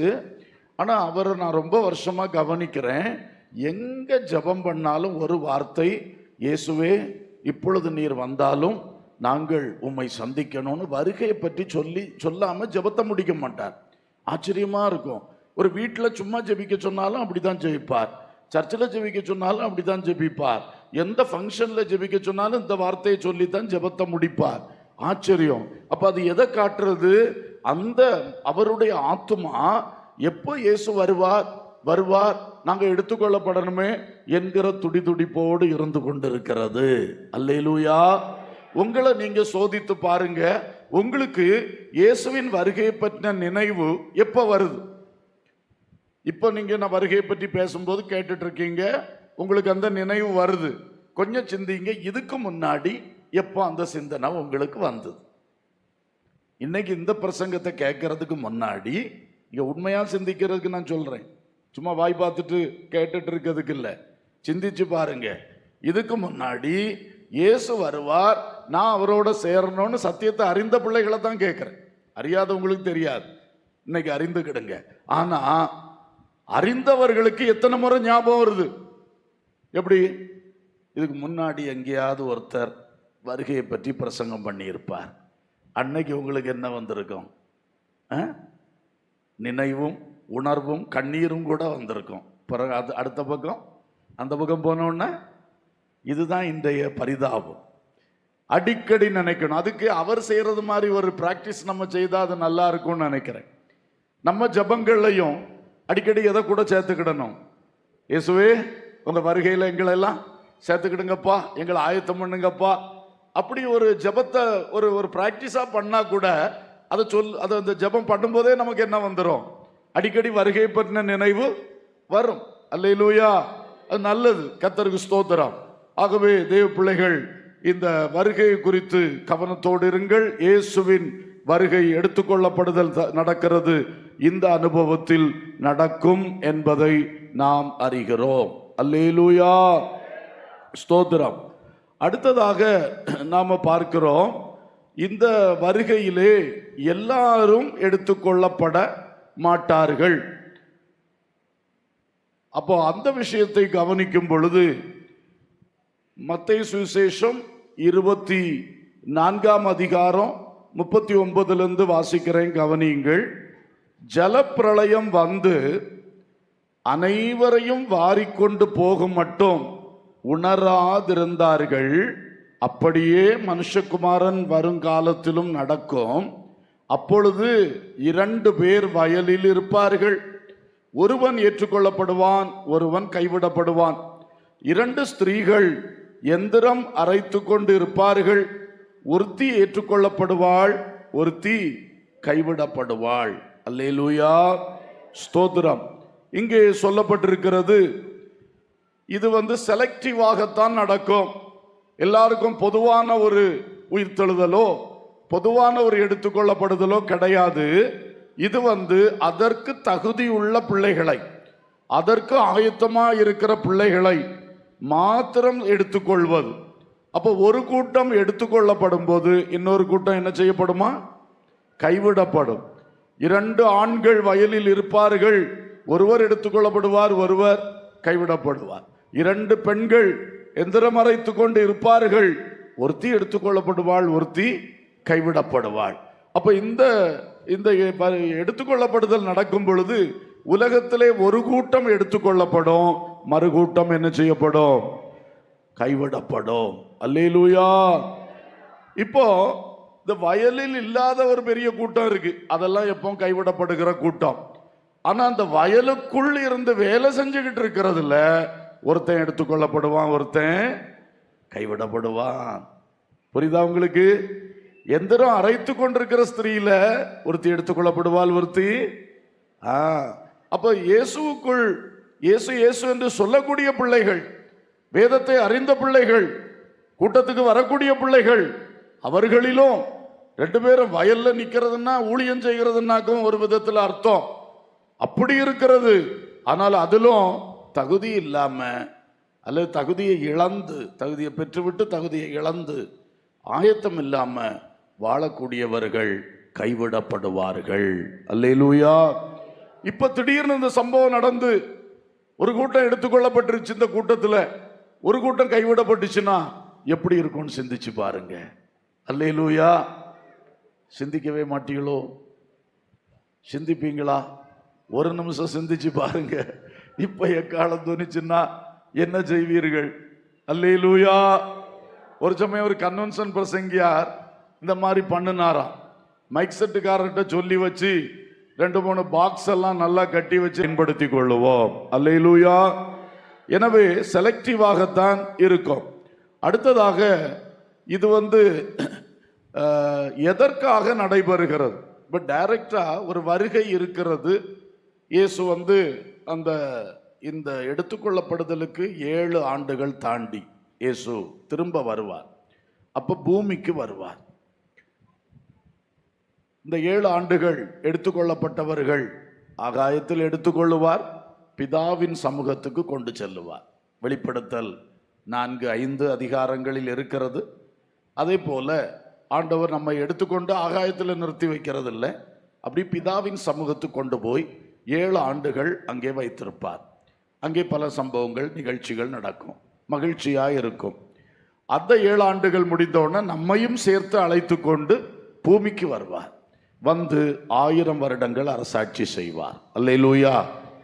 அந்த அரசாட்சி செய்வதற்காக அந்த 7 ஆண்டுகள் ஆளுகை செய்து கொண்டிருக்கிற அந்திகிறிஸ்து, கள்ளதீர்க்கதரிசி, அந்த வலு சர்ப்பம், இவைகளோடு யுத்தம் பண்ணி அர்மகதோன் என்கிற இடத்துல யுத்தம் பண்ணி ஜெயம் எடுத்து அந்த அந்திகிறிஸ்துவையும் கள்ளதீர்க்கதரிசியும் அக்கினி கடல்ல தூக்கி போட்டு சதாகாலம் வாதிக்கப்படுவதற்கு ஒப்பு கொடுத்து விட்டு இந்த வலு சர்ப்பம் என்கிற பிசாசானவனை பாதாள குழியில 1000 வருஷத்துக்கு சிறை வைத்து விட்டு இந்த பூமியை நம்மையும் கூட வைத்து அரசாளுவார். அல்லேலூயா. அதுக்கு பிறகு திரும்ப ஆண்டவர் சாத்தானா 1000 வருஷம் கழிச்சு அவுத்து விடுவார். அவன் திரும்பவும் இந்த ஜனக்கூட்டத்தை கூட்டிக்கிட்டு இயேசுவுக்கு விரோதமா எருசலேம் யுத்தத்துக்கு வருவான். அப்பொழுதும் கர்த்தர் யுத்தத்தை ஜெயிப்பார். அதுக்கு பிறகுதான் இந்த உலகத்துக்கு முடிவு கட்டி பழைய வானத்தையும் பழைய பூமியும் அகற்றிவிட்டு புதிய வானத்தையும் புதிய பூமியும் உருவாக்குவார். நமக்காக இயேசு பரலோகத்திலே கட்டி உண்டாக்கி கொண்டிருக்கிற பரம எருசலேம் என்கிற அழகான நகரம், அது இறங்கி தன் ஸ்தானத்திலே ஸ்தாபிக்கப்படும். நம்மை எல்லாம் அங்கே குடியேற்றுவித்து பிதாவோடும் குமாரனா இயேசுவோடும் என்றென்றைக்கும் வாழும்படி அனுக்கிரகம் செய்வார். அல்லேலூயா. நியாய தீர்ப்பு கொடுப்பார். அவரவருக்கு கொடுக்க வேண்டிய அந்த தண்டனையின் இடங்களிலே அந்த எந்தெந்த நித்தியத்தின் இடங்கள்ல வைக்கணுமோ வைப்பார். இதான் சுருக்கமா நடக்க போறது. அப்போ இதை டைரக்டா செய்யலாமே, ஏன் இதை டைரக்டா செய்யாம இடையில இப்படி ஒரு ரகசிய வருகை, எடுத்துக்கொள்ளப்படுதல், அடுத்தது ஒரு பகிரங்க வருகை, அங்கே ஒரு யுத்தம் அர்மகதோன்ல, அடுத்த 1000 வருஷ அரசாட்சி, இது எல்லாவற்றின் பின்னாலேயும் தேவ நோக்கங்கள் இருக்கிறது. அல்லேலூயா. இதிலே தேவ நோக்கம் என்னவென்றால், வெளிப்படுத்தல் 12ஆம் அதிகாரம் 4-5 ஆகிய வசனங்களில் நாம் பார்க்கிறோம்.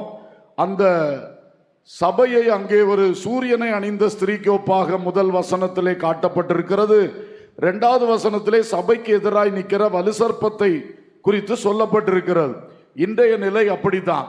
சபை கர்த்தரை அணிந்து கர்த்தருக்காக நிற்கும் பொழுது அது சபை ஒரு பிரசவ ஸ்திரியை போல தனக்குள்ளிருந்து எடுத்துக்கொள்ளப்படுகிற கூட்டத்தை பிறப்பிக்க, மணவாட்டியை பிறப்பிக்க, ஆண் பிள்ளை கூட்டத்தை பிறப்பிக்க ஆயத்தமாய் கொண்டிருக்கிற வேளையிலே வலு சர்ப்பம் இந்த ஸ்திரீக்கு எதிராக நிற்கிறான். அல்லேலூயா, அல்லேலூயா. பொதுவாக சபைகள்ல நாம ஜெபம் பண்ணும்போது 2 பிசாசின் கிரியைகளுக்காக அது அழிக்கப்பட ஜெபிக்கணும். ஒன்று பாதாளத்தின் வாசல்கள். பாதாளத்தின் வாசல்கள் கர்த்தருடைய சபையை மேற்கொள்ள மாட்டாது. அல்லேலூயா. ஆனா அதற்காக ஜெபம் பண்ணணும். பாதாளத்தின் வாசல் ஆத்துமாக்களை விழுங்குகிற வாசல், ஆத்துமாக்களை விழுங்குகிற வாசல். சபைக்கு உள்ள வரவிடாது. புதிய ஆத்துமாக்களை சபை வாசல்ல சபை வாசலுக்குள்ள வரவிடாம இருக்கிறதுக்கு தான் இந்த பாதாளத்தின் வாசல் சபைக்கு எதிராக போராடி கொண்டே இருக்கிறது. அல்லேலூயா. சபையின் வாசல் ஆத்துமாக்களை நித்திய ஜீவனுக்காக வாங்க வாங்கன்னு இழுத்து கொண்டிருக்கும் போது நேர எதிராக நின்று பாதாளத்தின் வாசல் என்ன பண்ணிக்கிட்டு இருக்கு? அது தன் வாயை விரிவாய் திறந்து இந்த ஆத்துமாக்களை கொள்ளை கொண்டு போயிட்டே இருக்கு. அப்ப ஆத்துமாக்களை காப்பாற்ற, ரட்சிப்புக்குள் நடத்த, புதிய ஆத்துமாக்களை சபைக்குள் சேர்க்க அதிக பிரயாசம். சபைக்கு வரணும்னு தான் புறப்பட்டு வந்தேன், வழியில ஒரு பிரச்சனை ஆச்சு, அங்க போயிட்டேன். வழியில திடீர்னு இவர் போன் பண்ணாரு, அங்க போயிட்டேன். இப்படி நீங்களும் நிறைய செய்தி கேட்டிருப்பீங்க. அப்படி பிசாசு பண்ணிக்கிட்டு இருக்கான். பாதாளத்தின் வாசல்கள் உள்ள வரவிட மாட்டான். அப்படித்தான் இருக்குது. அதுக்கு எதிராக போராடும். 2வது இந்த வலு சர்ப்பம். வெளிப்படுத்தல் 12:3 சொல்லி இருக்கிற இந்த வலு சர்ப்பம். இந்த வலு சர்ப்பம் என்ன செய்யறான்னா, ஆண் பிள்ளையை பட்சிக்கணும்னு நிக்கிறானாம். இவன் புதிய ஆத்துமாக்களை கவனம் செலுத்துறானோ இல்லையோ, இவனுக்கு டார்கெட் யாரு?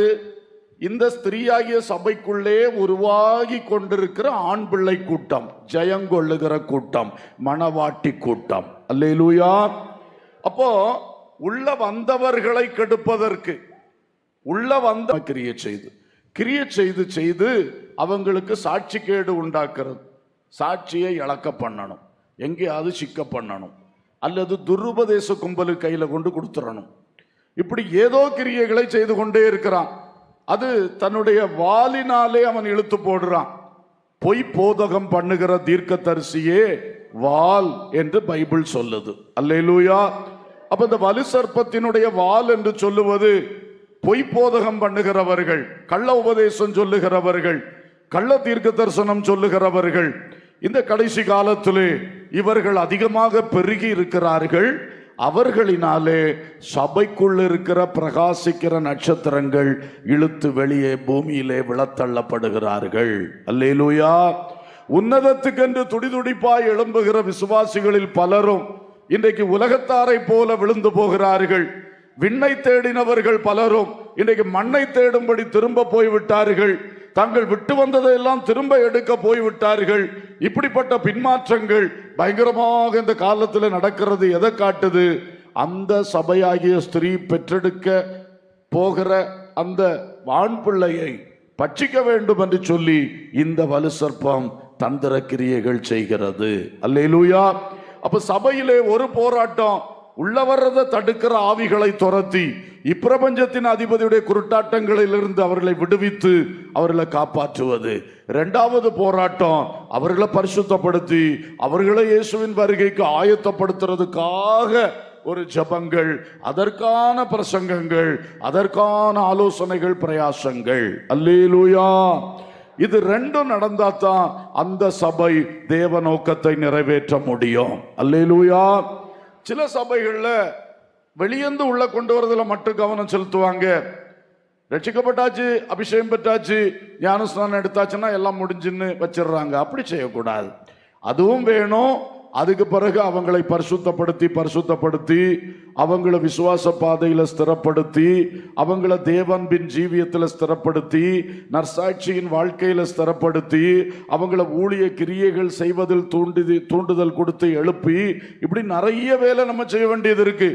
கிறிஸ்துவின் சாயலுக்கு ஒப்பாய் அவர்களுடைய ஆத்துமாக்கள் மறுரூபம் அடையும்படி நாம் அவர்களை வழிநடத்த வேண்டியது இருக்கிறது. இதையெல்லாம் ஊழியக்காரர்கள் கவனித்து நாம் செய்வோம். விசுவாசிகளும் இவைகளை புரிந்து கொண்டு ஒத்துழையுங்கள், ஊழியர்களோடு கைகோர்த்து நெல்லுங்கள். ஏனென்றால் சபையினுடைய நோக்கமே இயேசுவின் வருகையில் இயேசுவை சந்திப்பது. அல்லேலூயா. சபையின் நோக்கம் வெறும் தலைவலி மாற்றுவது அல்ல, காய்ச்சலை மாற்றுவது அல்ல, பேய் ஓட்டுவது அல்ல, நோய் குணமாக்குவது அல்ல. அதெல்லாம் நடக்கும்.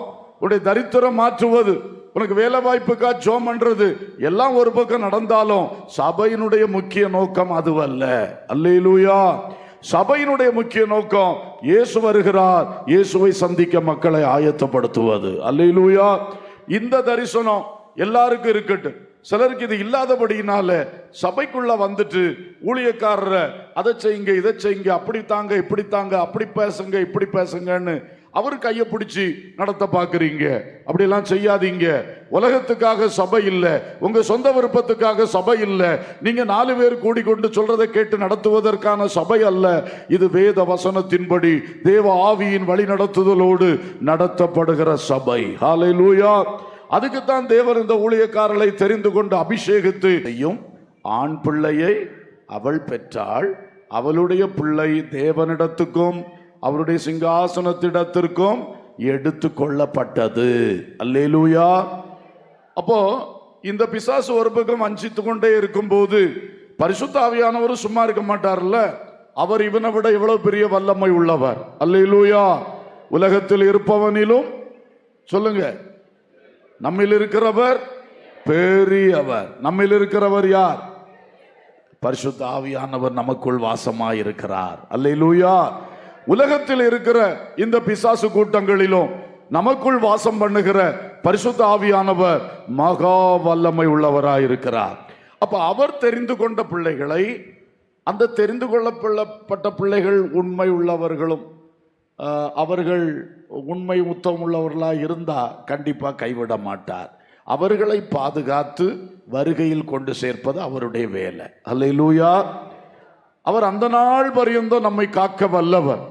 அப்படித்தான் பரிசுத்த ஆவியானவர் கிரியை செய்கிறார்.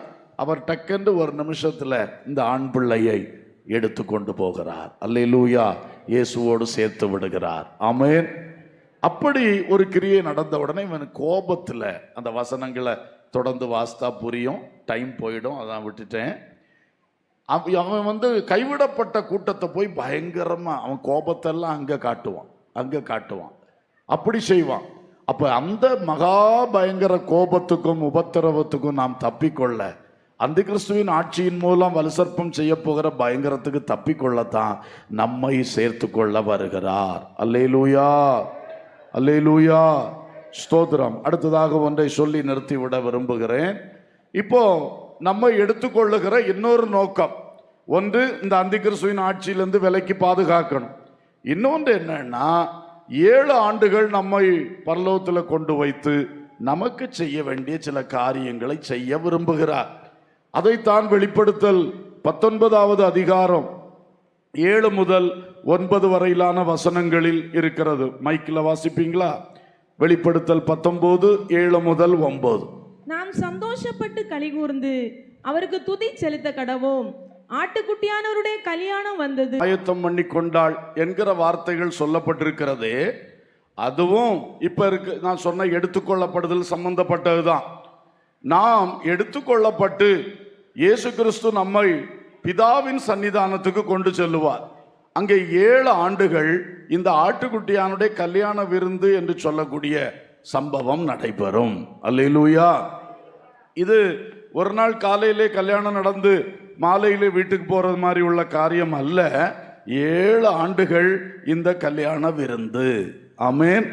என்ன கல்யாணம்? ஒரு மணவாட்டி மணவாளனோடு சேர்க்கப்படுவதான கல்யாணம். அப்படித்தான் இதை உவமையாய் சொல்லி இருக்கிறது.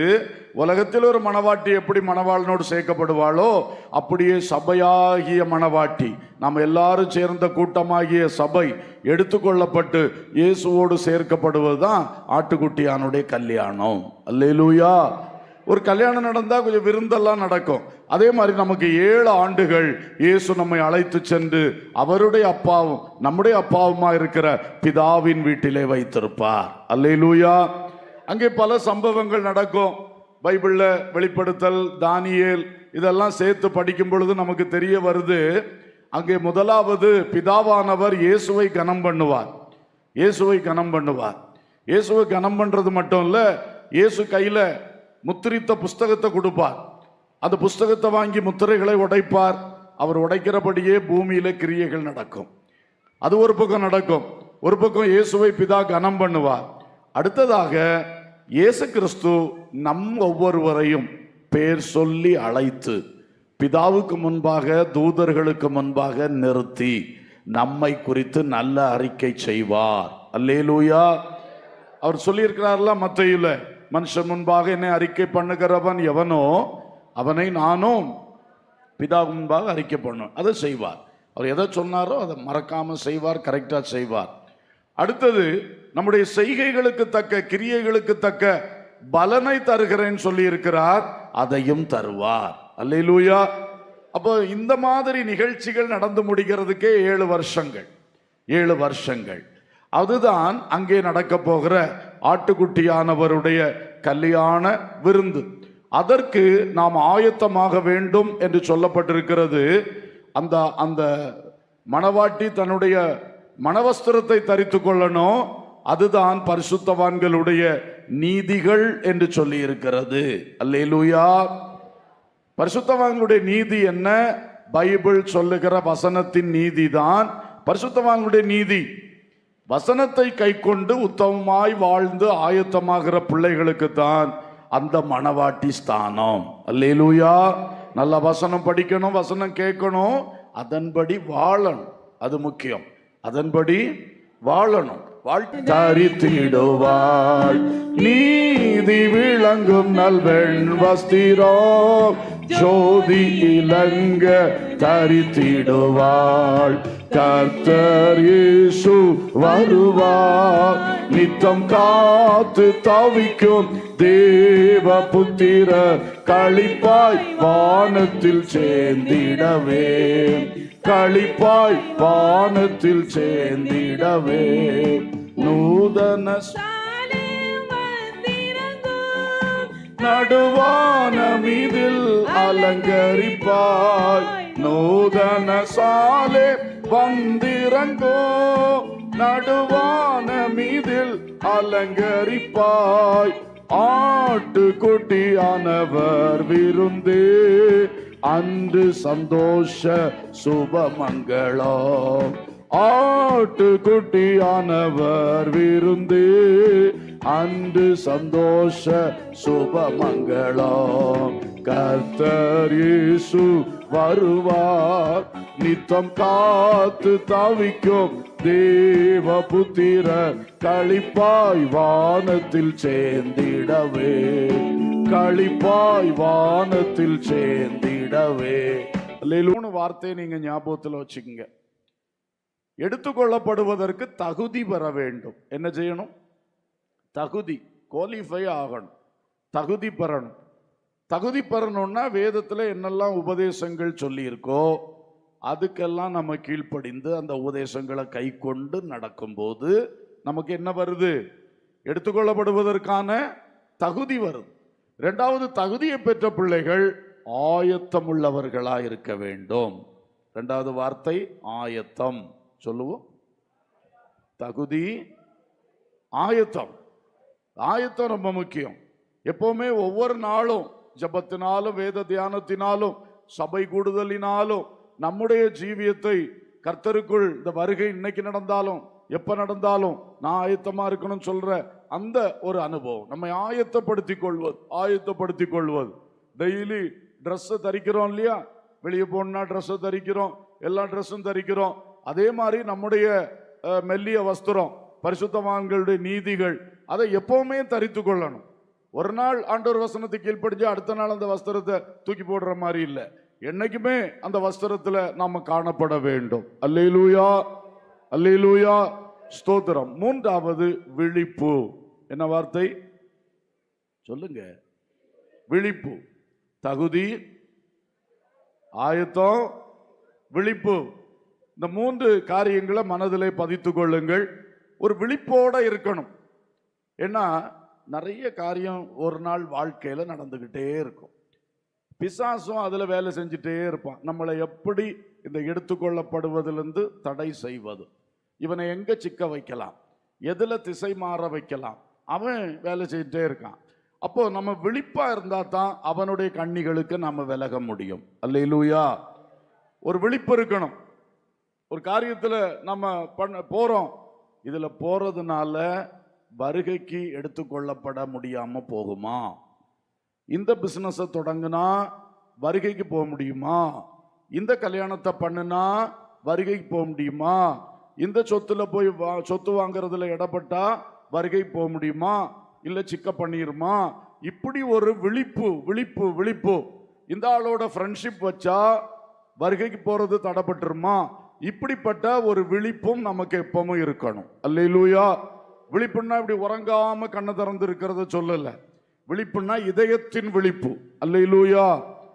சுலமித்தி சொல்றா, நான் இத்தனை பண்ணினேன் ஆனால் என் உள்ளமோ என்ன செஞ்சிட்டு இருந்தது? விழித்திருந்துன்னு சொல்றா. அல்லேலூயா, ஸ்தோத்திரம். சரி, அப்ப இதை கவனித்துக் கொள்ளுங்கள். ஏசாயா 26:2 சொல்லுகிறது, சத்தியத்தை கை கொண்டு வருகிற நீதி உள்ள ஜாதி உள்ளே பிரவேசிப்பதற்காக வாசல்களை திறவுங்கள். அல்லேலூயா. இது தகுதி. சத்தியத்தை கை கொள்ளணும். சத்தியத்தை கை கொண்டு நம்ம என்ன செய்யணும்? ஆமென். வாழ்ந்து வந்தால், உபதேசங்களுக்கு கீழ்ப்படிந்து வாழ்ந்து வந்தால் அது நமக்கு தகுதியாக காணப்படுகிறது. அடுத்து இந்த ஆயத்தம் என்று சொல்லும் பொழுது பாருங்கள், லூக்கா 18:8 சொல்லுது, மனுஷகுமாரன் வரும்போது பூமியிலே விசுவாசத்தை காண்பாரோ. அப்ப மனுஷகுமாரன் வரும் பொழுது பூமியில விசுவாசம் குறையும். ஆனா நம்ம உள்ளத்துல விசுவாசம் என்ன செய்யக்கூடாது? குறையக்கூடாது. நாம் எடுத்துக்கொள்ளப்படுகிறவர்கள் அல்லவா?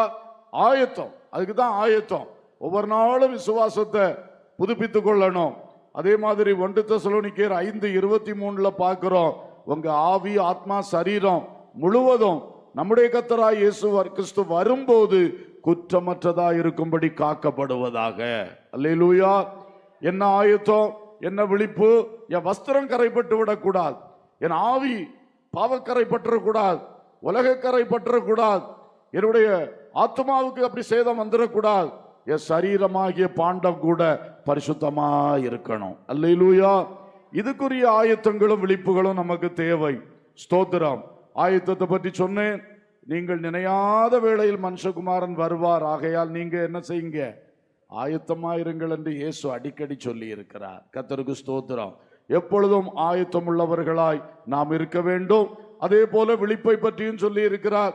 லூக்கா 21:26 படிக்கிறோம், எப்பொழுதும் ஜெபம் பண்ணி விழித்திருங்கள். அல்லேலூயா. எதுக்கு? மனுஷகுமாரனுக்கு முன்பாக நிற்க பாத்திரவான்களாக எண்ணப்படுகிறதற்கு எப்பொழுதும் ஜெபம் பண்ணி என்ன செய்யுங்கள்? விழித்திருங்கள்.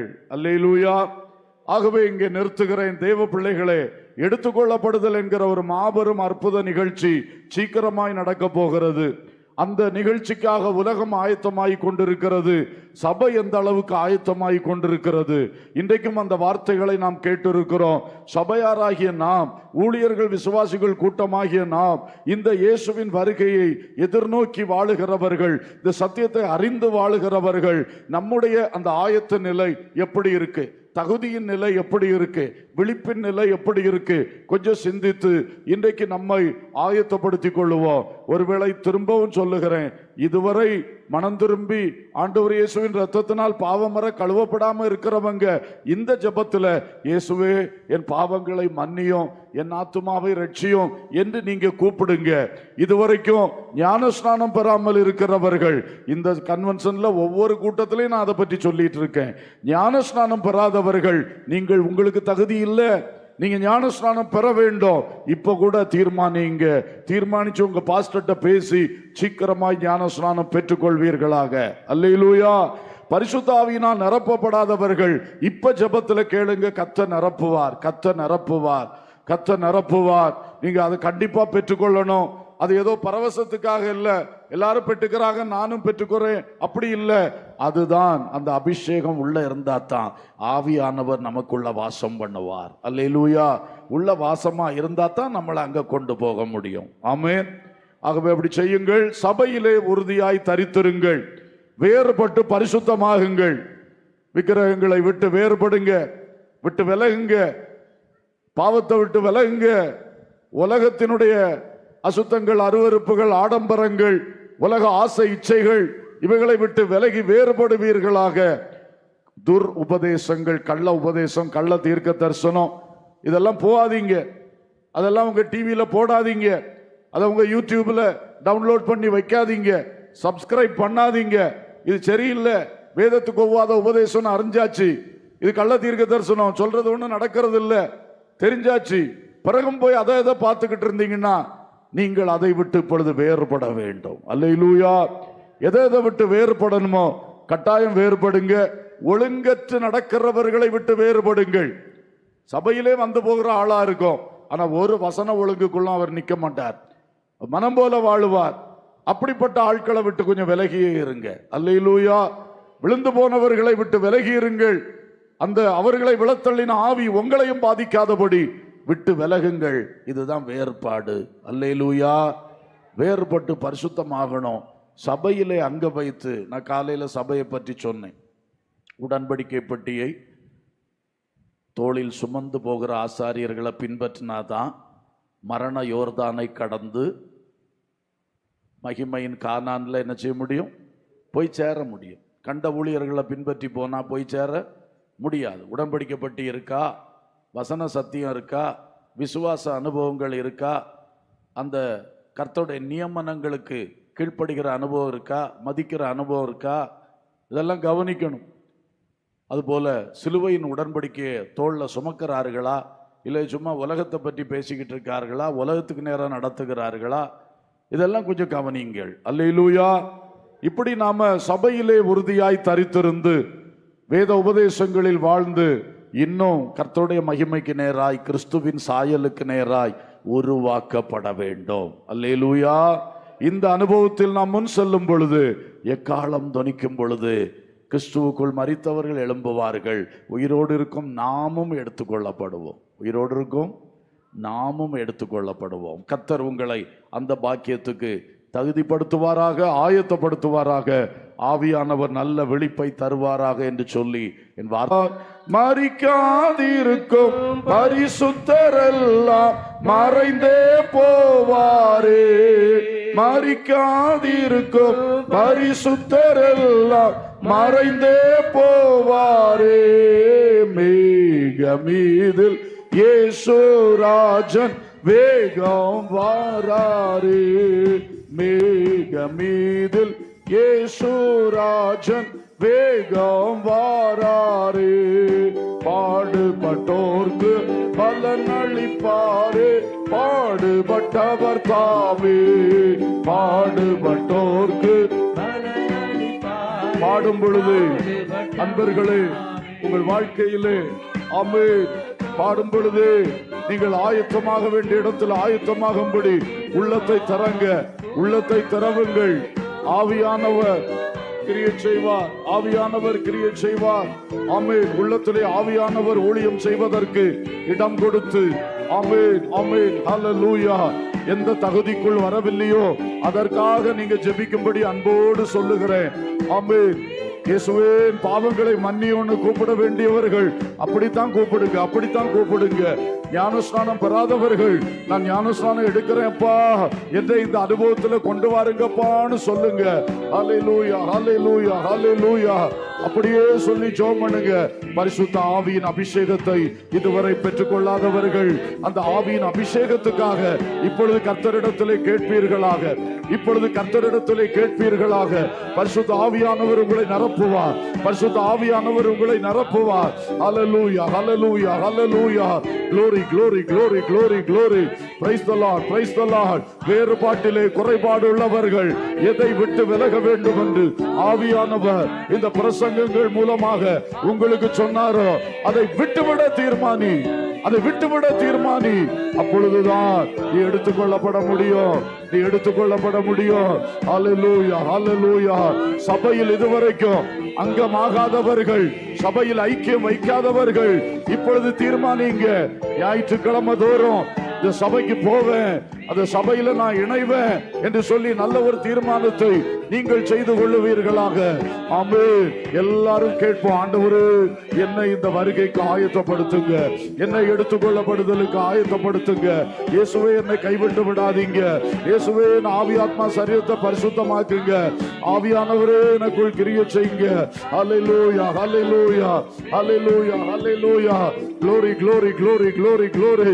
ஆமென். எல்லாரும் இப்பொழுது கரங்களை தட்டி பரிசுத்தாவி பெற்றவர்கள் ஆவியில் நிரம்பி நாம் ஜெபித்து கேட்டவைகளை ஆவியானவர் இப்பொழுது நமக்குள் கிரியை செய்யும்படியாக நல்ல ஆவியானவருக்கு கொஞ்சம் இடம் கொடுங்க, இடம் கொடுங்க. 3 நாட்கள் கர்த்தர் பாதத்தில் காத்திருந்தீர்கள்.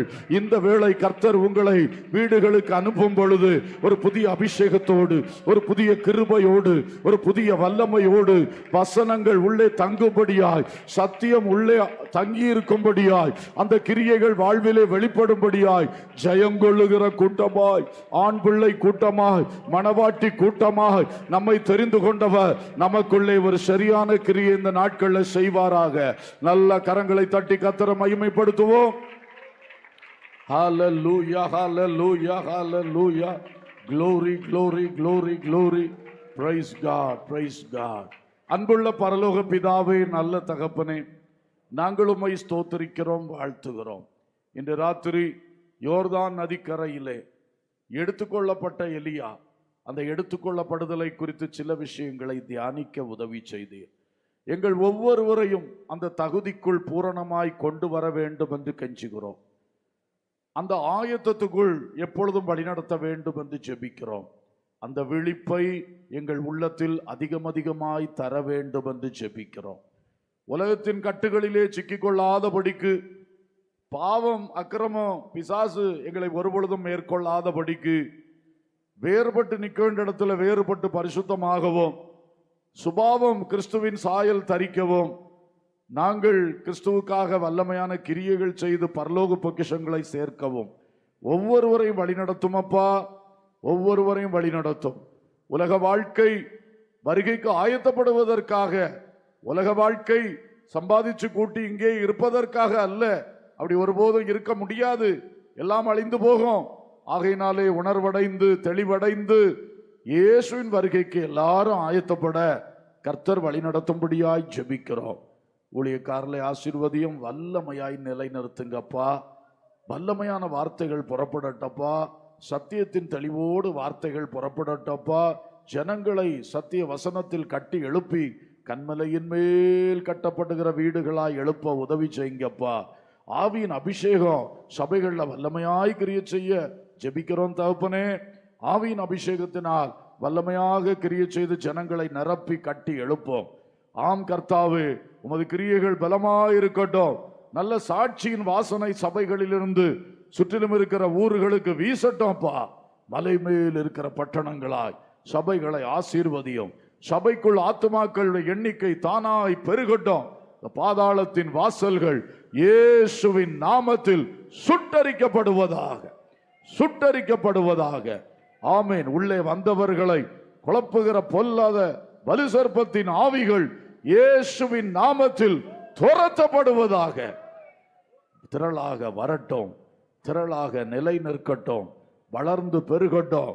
50,000 ஆத்துமாக்கள் என்கிற லட்சியத்தை நாங்கள் அடையணும். வெறும் சபை கட்டடங்களை மட்டும் அல்ல, 100 ஆலயங்களோடு மிக மிக முக்கியமாக 50,000 ஆத்துமாக்களை ஆதாயப்படுத்துவதற்கு தீவிரமாய் கிரியை செய்ய ஜெபிக்கிறோம். நாதா, ஆசீர்வதியும். விசுவாச மக்கள் ஒவ்வொருவரையும் ஆசீர்வதியும். வாழ்க்கையிலே சரீர நன்மைகளை கூடும், ஆவிக்குரிய ஆசீர்வாதங்களை கூடும், பரலோக பொக்கிஷங்களை சேர்க்க உதவி செய்யும். எல்லாரையும் ஆசீர்வதித்து நடத்தும். இந்த கூட்டங்களை ஆசீர்வாதமாய் பிரயோஜனமாய் நடத்தி தந்த தயவுக்காக உமக்கு ஸ்தோத்திரம் செலுத்துகிறோம். முன்னின்று நடத்தின பிள்ளைகளை ஆசீர்வதியும். ஒத்துழைத்த எல்லாரையும் ஆசீர்வதியும். ஜெபித்தவர்கள், கொடுத்தவர்கள், உழைத்தவர்கள், வந்து பங்கு பெற்றவர்கள் அத்தனை பேருக்கும் அதற்கேற்ற நன்மைகள், ஆசீர்வாதங்களை கொடுத்து அவருடைய கணக்குக்கு பலன் பெருக உமக்குள் அவர்கள் மேன்மையா எழும்ப உதவி செய்தருளும். திரும்ப போகிற பயணங்களில் கூட இரும், ஆசீர்வதியும். கிருபைக்கு ஒப்பு கொடுக்கிறோம். இயேசுவின் நாமத்தில் கேட்கிறோம் ஜீவனுள்ள பிதாவே, ஆமேன். என் ஆத்துமாவே கர்த்தரை ஸ்தோத்திரி, என் முழு உள்ளமே அவருடைய பரிசுத்த நாமத்தை ஸ்தோத்திரி. என் ஆத்துமாவே கர்த்தரை ஸ்தோத்திரி, அவர் செய்த சகல உபகாரங்களை மறவாதே.